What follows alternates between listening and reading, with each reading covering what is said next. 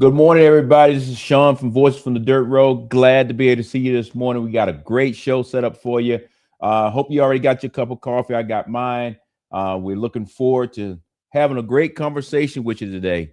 I just want to say, before I even really get started, if you want to communicate with us, please type into the chat. It's going to be a couple of things I'm going to talk about today. If you have questions, please put it in the chat. We'll try to address them today. And if not, we'll come back on the next show next week and have those questions addressed. We are planning to push out a lot of good information because a lot of things is actually happening in agriculture right now, from international effects all the way back to what's currently happening here on the ground. Let me just jump right into a couple of things. Let's take a look at the stool image and let me tell you what this show is all about. I think for the people that have been watching our show for quite some time, this is our 23rd episode. I think everybody was aware that this show is focused on rural America, trying to make sure that you have a voice, trying to make sure that we're sharing information that affects the people in rural America. At the same time, if you live in the cities, making sure that you understand what is currently going on out here and how that could affect you in Atlanta or wherever you actually live. So when you look at our stool here, it covers livestock, it covers row crops, it covers forestry, and under forestry that gets into all those specialty crops from pecan trees to fruit trees to collard greens and gardens and all those kind of things. And then it falls up under USDA, and USDA could be the NRCS or it could be the FSA. And we're going to talk about some of those organizations today because those two organizations are umbrella that help support our farmers throughout the United States. So with that, then as you can see at the top of our stool, it's always talking about the Farm Bill. Today's episode, we're going to talk a little about the Farm Bill. It has made some movements. I'm not sure if we're going to get across the finish line, but we will spend some time talking about that. So again, this show is to focus on those particular issues, looking through the lens of the rural community to ensure that somebody is speaking to the people here from the rural community, but at the same time trying to elevate your voice back to the people throughout the country that are making policy decisions. With that being said, before I get too deep into all that kind of things, we we played a video last week. I had to go out of town on an unexpected emergency, but we played a video last week where we talked about PFAS. So I thank you for all the feedback on that, and we're going to follow back up with the PFAS video. And those, when we do those particular videos, they will be specials that we will actually do at night because of my guests that we usually have cannot arrange themselves to be here at 7 o'clock in the morning. So as we do more of the PFAS series, those will always be at night, probably around 7 o'clock, but we'll let you know well in advance. But thank you for all the feedback. Continue to give us feedback, and we will try to get more experts in here to discuss what is going on with PFAS, a forever chemical, specifically here in Northwest Georgia, from Dalton, Georgia to Rome, and then on and beyond. Okay, what is actually, because at the end of the day, I'm a farmer just like everybody else. And what's currently happening on my farm is we got a lot of movement going on. Spring is in the year, is not here yet. I hadn't had the opportunity to go outside and check the cows at this point, but we have had some additional calves since the last time I talked to y'all guys. This little guy here was born, I think, like 2 days ago. Little bull calf, about 65 pounds. That particular cow there came from Red Hill Farms up there in Kentucky. So shout out to Red Hill. Great people up there. And I look forward to going back up again this year and buying some more. And then the other cow that you see right there, I got from a local farm here in my local area. We call her Skunk Tail, and she's a half Charolais and Red Angus, and I bred her to a registered Charolais bull, and that's her little calf that she just had this year. So we're moving in the right direction. I'm very proud of what we're doing. And as you can see, that's some of our Charolais cows there with the cow and her calf. So like I said, a lot of calves are being dropped on the head right now on the farm, which is a great thing. That's what when we built this farm, that's what it was all about. In addition to that, we actually started doing our cross fencing. And cross fencing is helping us with our regenerative ag program. One of the things I do here on my farm, we just don't talk about it, we actually do it. We rotate our cows completely around this farm, and in that process, now we have went from 4 pastures to 7 pastures. The pasture behind my house here, we're going to leave it as a normal pasture because that's where we have the corral and all those kind of things. But all the rest of the pastures now have the cross fencing so that we split everything in half. And then currently what we're working on right now on the farm is putting another path through the woods. So here in a few weeks, I will video the cows being able to move completely around the house or completely around the farm itself so that they never stay on grass too long. And at the same time, that improves their health, but at the same time, improve the grass so that it continues to grow. So a lot of things, like I said, is going on the farm, which is great. I know I rattled off a lot there, but at some point we will do a show where we talk about regenerative ag. We will do a show where we talk about rotational grazing, and we will do a show when we talk about herd management. And when I say that, I want to bring on guests that talk those things because I think it's important that you hear it from somebody else, not always hearing it from me. I think that's very important. So with that, I've talked about the cross fencing. I talked about the updates here on the farm. Now let us get into the show itself. So please put your seatbelts on because it's a lot of things is currently happening that is putting pressure on our farmers. I think most people know now that almost on a daily basis, 53 farmers per day is actually filing for bankruptcy. We got to get our hands around this and kind of go from there. So how is the government trying to help us fix this? You're going to see me look down because I want to make sure I get the information right. I want to look at my screen here. And I'm talking about the Farm Bridge Assistance payments. And for short, that's called FBA. So if you hear me say it's FBA, that's the Farm Bridge Assistance. Right now, excuse me, let me get a little coffee. Right now, what is currently going on? The USDA has provided $11 billion one-time payment for the bridge program for farmers. Okay, I think we all know that. That's something we've been talking about for quite some time, but let me break that down.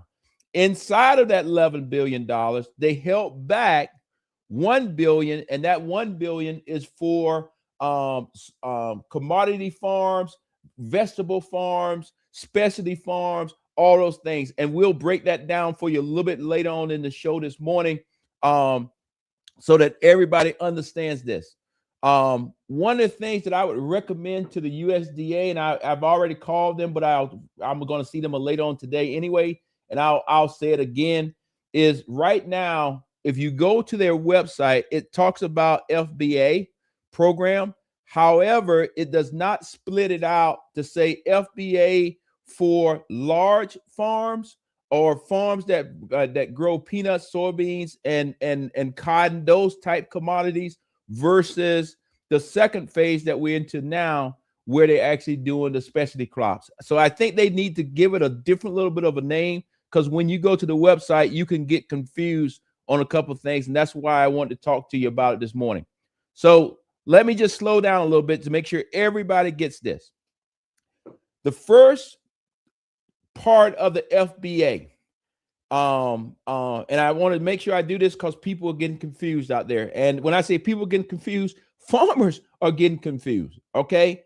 The first FBA that you hear right now, that FBA went to farmers that were doing peanuts, soybeans, cotton, large scale farms. These farms here are already registered inside of the FSA office. Okay, they were already established.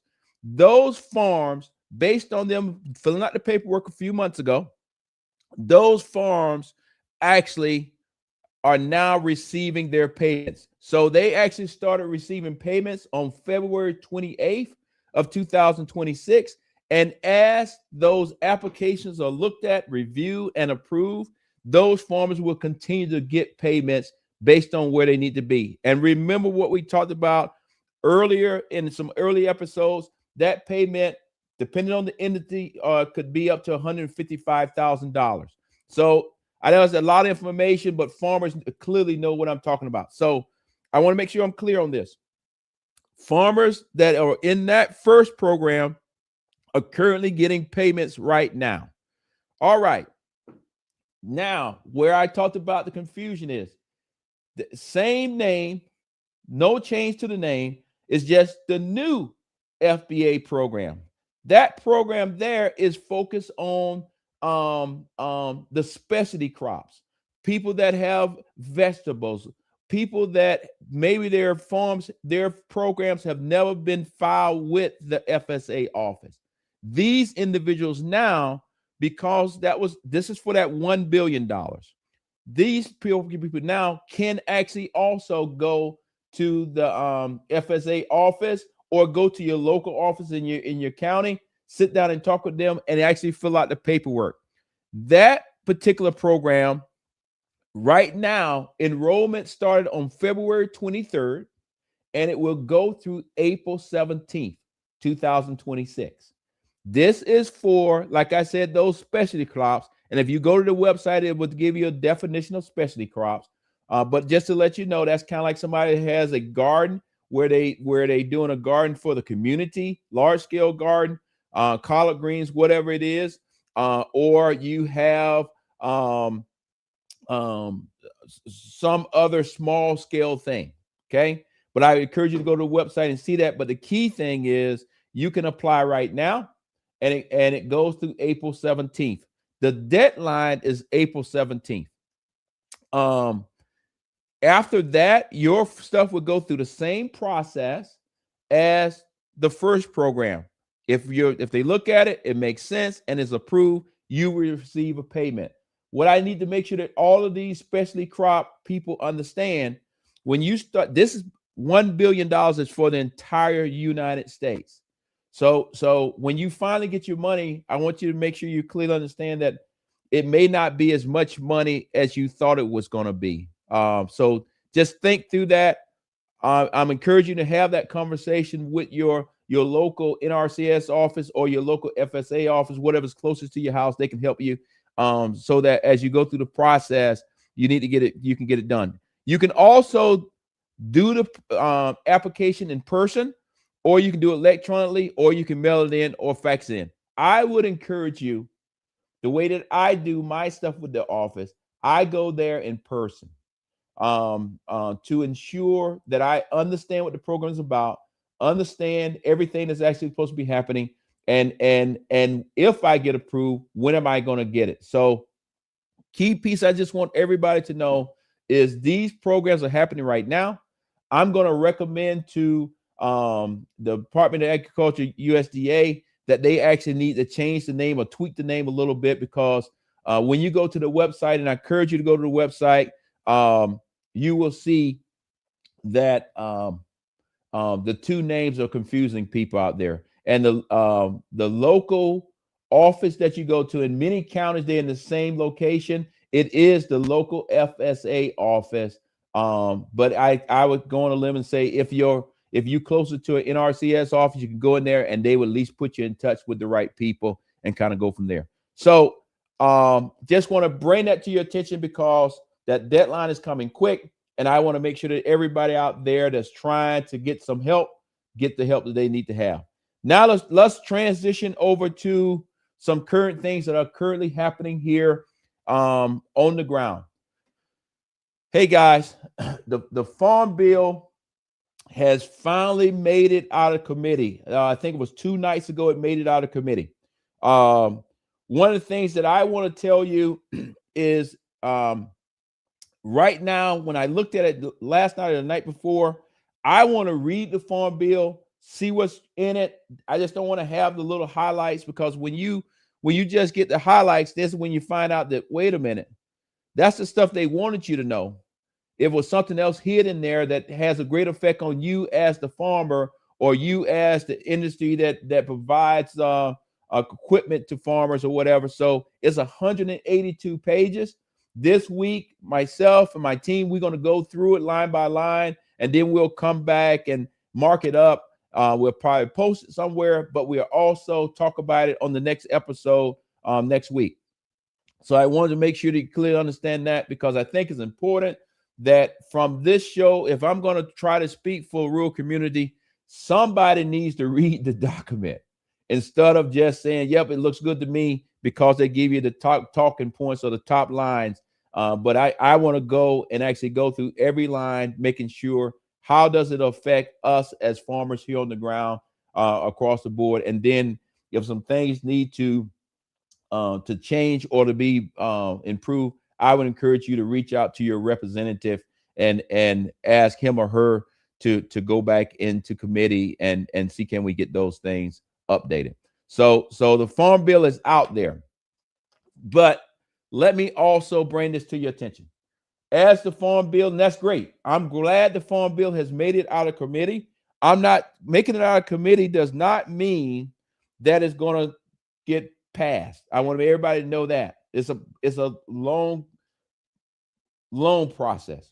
Okay, does not mean that, but a good thing is it has made it out of committee. And like I said, it's 182 pages. We're going to read it. We're going to give you some feedback next week, and we're going to continue to follow what is actually happening, because this is going to be affecting farmers for a long time. And as people know or don't know, the last farm bill that we actually had passed was 2018. That farm bill, majority of the money, 60% of the money that's in the farm bill is actually goes to our seniors and our less fortunate youth in the SNAP program. And then the rest of the money is set aside for farmers when it comes to a natural disaster. One of the things that I'm going to be looking for in the farm bill, and I don't think it's there yet, but I got to, like I said, I got to read it very closely. One of the things that I want to make sure that gets into the farm bill is addressing PFAS. How do we make farmers whole again that actually put PFAS or put the forever chemical on their farm, grass, whatever they put it on, and didn't realize what they were doing. So I want to be clear. We don't want to do anything to make a farmer be in a situation where he's in the middle of a lawsuit, but I want to figure out how can we help a farmer if his farm was deemed that now it has forever chemicals on it. How can we help that farmer get back on his feet, or get back on her feet, so that they can actually go get a different farm somewhere else and go on with life? Because right now the cleanup for that is going to take some time, and I'm not even sure if we actually got a plan for cleanup. So these are the type things that I'm going to be looking for in that farm bill, because I believe the PFAS issue needs to be addressed somewhere, and it just makes sense to me. A portion of PFAS issues should be talked about in great detail inside the farm bill if we really trying to help our farmers out.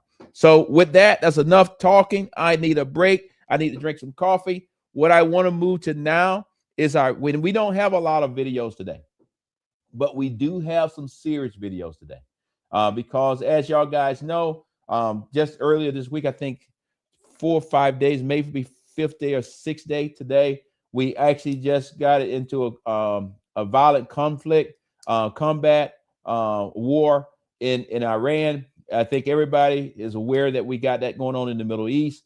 I think everybody follows on the show knows that I spent a significant amount of time in the military, and my last assignment was actually in the Middle East. So I know the leadership that's on the ground. I know the soldiers that are taking care of the business, and they're doing an amazing job. But I want to just make sure that in this next segment, how does this war that we have in the Middle East with Iran, how can that affect us as farmers? So that's where the conversation is going right now. And I think it's important that we all understand that, because input costs are already high. I'll just go on and tell you, input costs are going to get even higher. Many of the places that you're going to hear them talk about in this next coming video on Ag Day are places I have physically been on the ground. So on the back end of it, I'll talk to you a little bit about that from my other hat of being a retired general. So with that, Shelly, can you play the video, please? As shippers try to move fertilizer out of the Middle East, U.S. corn acres hang in the balance. I'm Clinton Griffiths. We've been keeping you updated on the military action with Iran and what it means for moving crop inputs out of the region. Now, some analysts are putting a number on just how many acres of corn could be lost if those shipments remain in jeopardy. AgDay's Michelle Rook is continuing to follow this. And Michelle, every week that goes by is impacting those corn numbers. Yeah, Clinton, USDA was already expecting about a 5 million acre cut to corn acres in 2026. However, that was before this latest spike in fertilizer prices and this major supply disruption. Now, analysts say it takes nearly 30 days to get fertilizer from the Persian Gulf to the U.S. and another 3 to 4 weeks to get it to farmers. So if they didn't apply fall fertilizer or didn't purchase it before now, they may be forced to plant less corn. Global fertilizer prices have risen with the war in Iran, and the worst case scenario may not even be priced in yet, which may force farmers to cut corn acres. The corn to urea price ratio is already one of the second or third worst in history, according to StoneX, but it's quickly getting worse. But the farmers will tell you, listen, yeah, the value may have been worse, but my corn price was significantly higher during those times. I was making more money for the entire operation, so I could more handle that higher value proposition. Today, I think you're going to find most farmers telling you today's corn price is not great compared to what it was back then. This is, from an overall farming perspective, probably one of the worst times that we've seen. While it helps President Trump is ensuring safe passage through the Strait of Hormuz, it doesn't eliminate the problem. So fertilizer may not get here in time for planting, and some retailers aren't even offering a bid, which could also shift acres away from corn. The worry is if this turns into a multi-week situation, there's no catching up from that. That's where we have to start looking at the supply that we have or already on the way and say, well, who's willing to pay the most for it and who's willing to sit there and choose a different crop to plant that's not so nitrogen intensive. Some farmers had already purchased nitrogen fertilizer, but for those that waited until spring, the sticker shock could change last-minute planting decisions. Bringing in fertilizer, urea, I think it's another, negative to the corn market when you look at higher costs that were already there and you add more to it. So depending upon how long this goes, it's going to add to the cost of fertilizer, which is another, price factor that could push some guys away from corn as we move towards planting. Joe Vaklovic of Standard Grain posted that up to 1 million acres of corn were being lost per week, with fertilizer prices being dragged higher by the Iran conflict. However, other analysts are more conservative and think even with a bigger cut to corn acres, it may not reduce ending stocks enough to raise prices.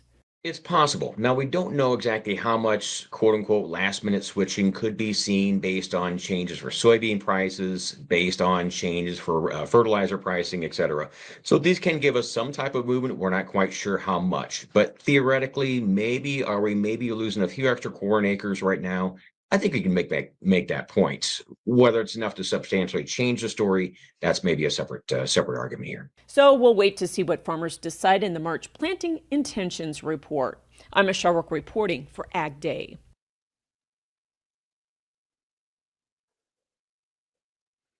All right, as you can see there, the war that we have there in the Middle East and Iran is currently already affecting farmers. And the reason why I tell you that is because a significant amount of world supply of oil, world supply of fertilizer come through the streets of Hormuz.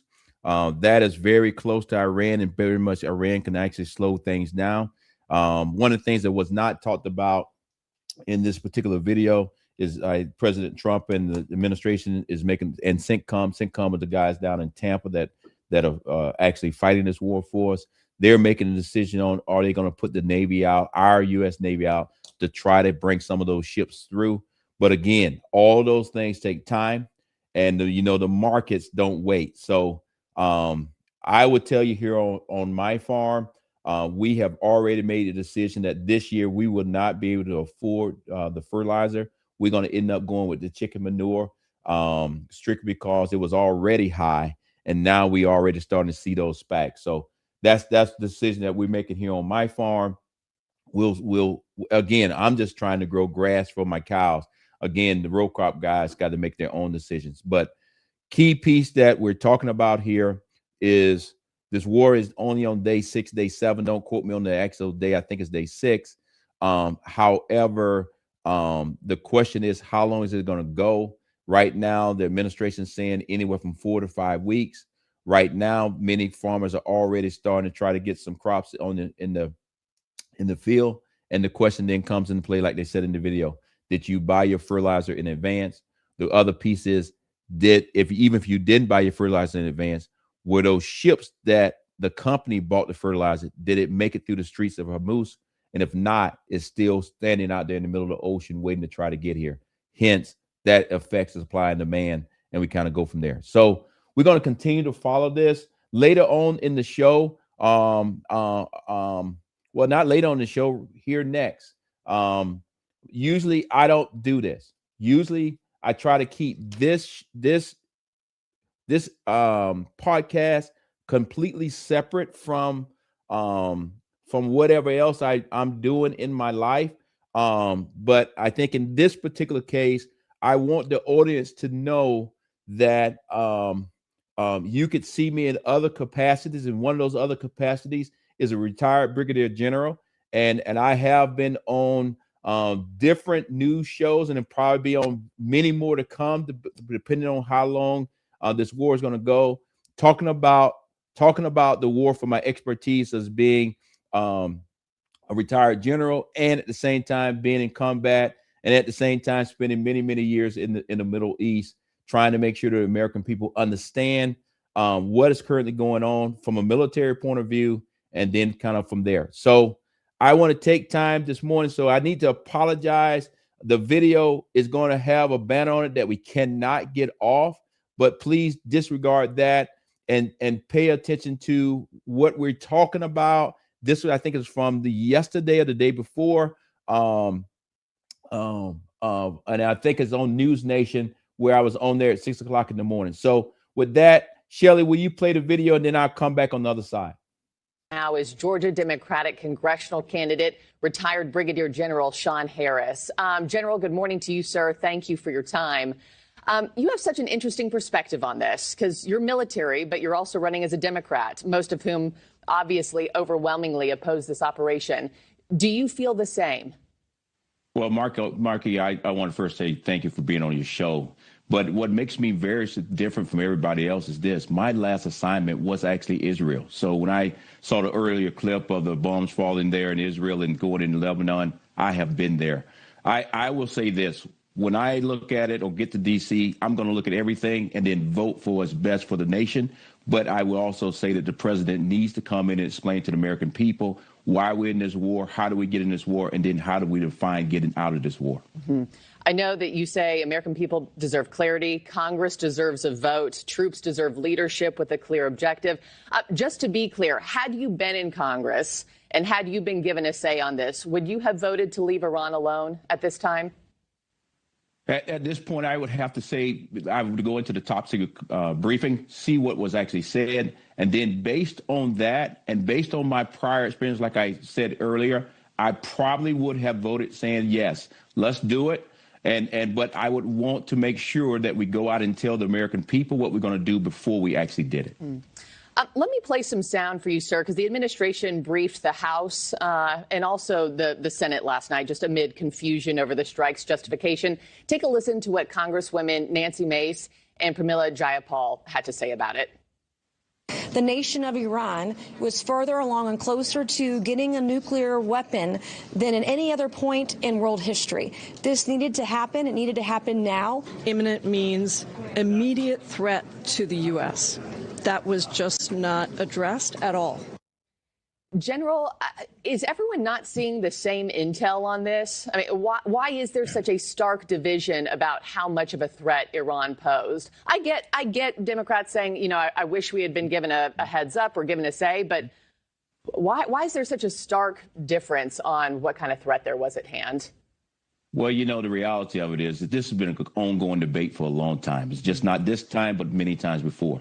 The reality of it is less than 6 months ago, this past summer, President Trump told us that he actually took out all their nuclear weapon systems and all those kind of things. The reality of it is Iran has been working on things, but I do not believe that it was an imminent threat. I believe that Israel wanted to do this strike. We went along with them, and now we're trying to explain it. General, we're expecting the next press conference from War Secretary Hegseth here in just a couple hours' time. What more do you want to hear that they didn't answer or didn't address on Monday, just 48 hours ago? Yeah, I look for him to tell us exactly what are the goals, lay them out 100%, and then on top of that, tell us what does winning look like, and then tell us how do we get out of this particular war and how long this time period is going to be. The other thing I definitely want to say before we get off the air is this, that the military is doing an outstanding job. I used to be part of CENTCOM. They are doing an extremely well job on the ground. That is not the issue. The issue is strictly how do we get into this war, and then how do we get out of it? Because the last thing I think any of us want is another forever war. And lastly, just what do you think that exit strategy will look like? The White House is saying an estimate of could be 4 or 5 weeks, possibly longer. Yes. Is there any chance that this wraps up in that time frame? And do we see boots on the ground? Well, those are all the questions that we need to be asking the president and the Secretary of War. I will say this. I believe that they probably can get it done in the next 4 to 5 weeks, but it is so many different variables that you see in the Middle East right now. With all the Gulf states are getting involved or being hit, this thing can get out of control real quick. So that's why I believe the president needs to come on, speak to the American people, and tell us what we're doing, why we're doing it, and how we're going to get out of it. Of course, we'll take those next comments live, that presser live from Hegseth at 7 o'clock Central Time, 8 o'clock Eastern when it happens. Brigadier General Sean Harris, thank you so much for your time, sir. Greatly appreciate it. Tom Dempsey, Robert Sherman, thank you both as well. We'll loop back in with you shortly. Okay. Like I said, I normally don't use whatever I do in my past in a different life on this particular show, but the way it's playing out today is my experience in my experience in the Middle East, my experience in the other countries around the world is now intercepting what I'm doing now in the civilian world as a cattle farmer, because when you hear us talk about the streets of Hormuz, when you hear us talk about all these different places, some of this fertilizer and different things that we're talking about come from that particular region. And as it talked about on the earlier video before mine, certain ships may be held back and the cost is going to go up. And right now, I think all of the farmers are actually hurting because input costs is across the roof. One of the things that I didn't talk about earlier is not only is we're talking about fertilizer, but we also talking about diesel and gas, specifically diesel will spike, and I think it's already spiking. So depending on, as a farmer, you're trying to get your crops in the field, if you didn't already purchase your diesel in advance and now you're trying to get it, you may see where the price is going up across the board. So a lot, like I said this morning, a lot of things are going on. And I think it's important that we share all of these things, because all of these things that are happening in the world, on the other side of the world, will have great effect on us here in the United States, specifically in the rural community. Like we talked about, we waiting. Some farmers are getting the FBA. Other farmers are still applying right now. Then on top of that, we have the pressure of the war that we're actually in, and prices are starting to spike across the board. So I want to make sure that this show, we actually talk about all those kind of things. And just to recap, like I said, we will take the time this week to read the 802 pages of the current farm bill that's actually out there. And then we will report back next week on what is in it, but also what would we recommend to be in it, so that you can reach out to your representative and say, hey, a recommendation, we think you should go from there. I would also encourage you to write us, text us. We'll look at your comments. And from that, we will develop additional shows. One of the things I forgot to do in the beginning of the show, one of the things that I used to love to do as I traveled around the United States and I traveled around the world is get coffee cups. This coffee cup here is from Mr. Coffee Bean in Dothan, Alabama. I don't really remember when I went in that coffee shop. It maybe was 10, 12 years ago. I don't remember anymore. But I would just say this: if you have a coffee cup for your business, or coffee cup for your coffee shop, please put something in the text, your address. We will actually reach out. I'll purchase one and tell us a little story with your thing, and then as we have our coffee in the morning, I'll take a few minutes and I'll talk about your coffee cup, your company, your whatever. I will pay for it, so it's not an endorsement or anything, but I think that'd just be a cool little way to show all the little things that we're doing around the United States that's a little different. So every day on the show now, I'm going to grab a different coffee cup from upstairs, and I'll tell a little story to say, hey, this coffee cup, this one came from Dothan, Alabama. If it's Mr. Bean, is still open down there, please somebody go in there and say, hey, Sean was just talking about y'all guys this morning. And then I have coffee cups from all over the world. So with that, let us close out the show this way, like I always do. As y'all guys know, there's a lot of pressure on our farmers right now. There's a lot of pressure on our soldiers right now. But I'm going to talk the farmers piece first. Like I mentioned at the beginning of the show, 53 farmers per day right now are facing foreclosure. That's a lot of pressure. I want to make sure that all of our farmers know, our farmers' families know that, hey, if you're having an issue, please call the number that's on the screen. The number on the screen is 988. That is a national number. Please call that number, get some help, because you are very important today, and we want you to be with us tomorrow. So we all can work together and get through these pressures that we are. And I know the USDA office is working hard to help the farmers get their farm and keep things going for the next generation. So I put that out there, and then I'll be remiss if I didn't say it on this particular episode. As y'all guys know, as we're speaking to you this morning, 6 outstanding young men and women have paid the ultimate sacrifice in this current war that we're in. I want to pass my condolences to their families. I want to thank them for their service, and I pray that God keeps all of our troops safe, because I know exactly where they're at, and I know things are very tough now, but they highly trained. Their leadership is amazing. I know Admiral Cooper personally. He's the CENTCOM commander, and I know many of the other commanders and many of the sergeant majors are leading our men and women across the Middle East at this point. So keep them in your prayers, keep them safe, and we'll kind of go from there. So, hey, we've talked about a lot this morning. We've been on now for roughly about 40 minutes. What we're trying to do in the future is kind of keep the show somewhere between 30 to 45 minutes so that you can get in, get the information, and then get back out of here. So I want to just say to everybody, thank you. Please join us next week on our next episode, and please give us feedback on what do you want us to talk about, and we will try to build it into our program. So with that, the coffee cup is empty. Have a great day.